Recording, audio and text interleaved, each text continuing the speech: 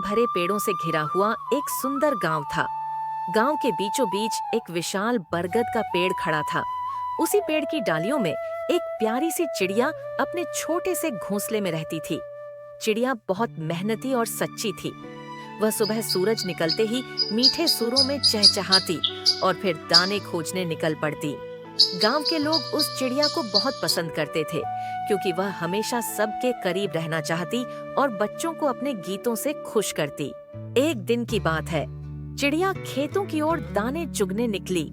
अचानक उसकी नजर घास के बीच किसी चमकदार चीज पर पड़ी।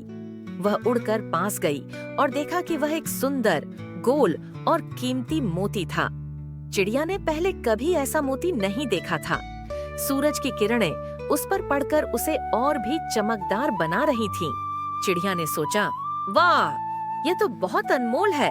अगर मैं इसे अपने घोंसले में रख लूं, तो सब लोग मुझे भाग्यशाली समझेंगे। वह मोती अपनी चोंच में दबाकर उड़ गई और उसे अपने घोंसले में रख दिया। दोपहर को चिड़िया बगीचे में बैठी थी कि उसने देखा गांव के तालाब के पास एक छोटा बच्चा रो रहा है। उसके हाथ में एक खाली डिब्बी थी। चिड़िया उड़कर पास गई और ध्यान से सुना तो समझी कि बच्चा अपने पिता के साथ मोती चुनने आया था। वह वही मोती था जो अब चिड़िया के घोंसले में रखा था। बच्चा बार बार कह रहा था, पिताजी नाराज होंगे, मैंने मोती गिरा दिया है, अब क्या होगा?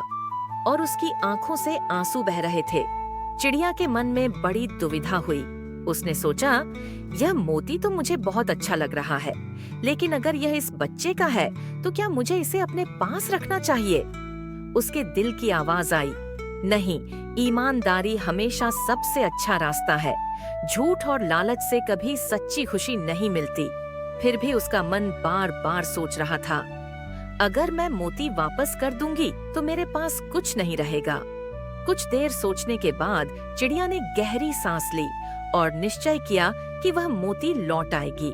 चिड़िया उड़कर अपने घोंसले में गई, मोती चोंच में दबाया और उस बच्चे के पास पहुंची।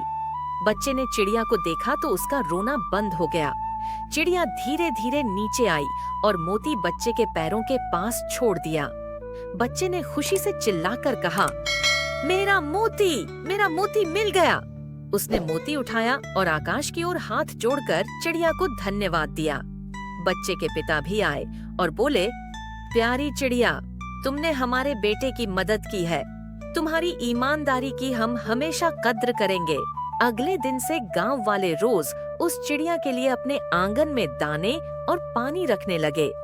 बच्चे जब भी स्कूल से लौटते, चिड़िया उनके पास उड़कर आती और अपनी मीठी आवाज में गीत सुनाती। धीरे धीरे चिड़िया गांव की सबकी प्यारी बन गई। लोग उसे सच्ची चिड़िया ने सबको सिखाया कि ईमानदारी से कभी नुकसान नहीं होता। अगर वह मोती अपने पास रखती तो शायद उसे खुशी नहीं मिलती, लेकिन उसे लौटाकर उसने बच्चे की मुस्कान, गांव वालों का प्यार और सबका विश्वास पा लिया। सच कहा गया है, ईमानदारी सबसे अच्छी